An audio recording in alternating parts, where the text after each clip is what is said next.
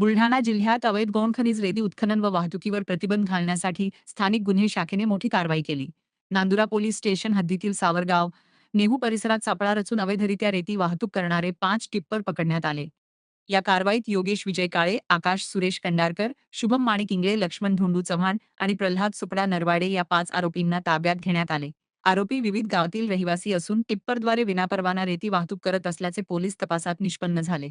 पोलिसांनी 5 टिप्पर किंमत अंदाजे 75 लाख रुपये तसेच 10 ब्रास रेती किंमत 1 लाख रुपये असा एकूण 76 लाख रुपयांचा मुद्देमाल जप्त केला आहे. या प्रकरणी नांदुरा पोलीस स्टेशनमध्ये भारतीय न्याय संहिता कलम 332 तसेच गौण खनिज कायद्यान्वये गुन्हा दाखल करण्यात आला असून पुढील तपास सुरू आहे. ही कारवाई पोलीस अधीक्षक निलेश तांबे यांच्या आदेशानुसार अपर पोलीस अधीक्षक श्रीनिक लोहा व अमोल गावकर यांच्या मार्गदर्शनाखाली स्थानिक गुन्हे शाखेचे पोलीस निरीक्षक सुनील अंबुलकर यांच्या नेतृत्वात करण्यात आली.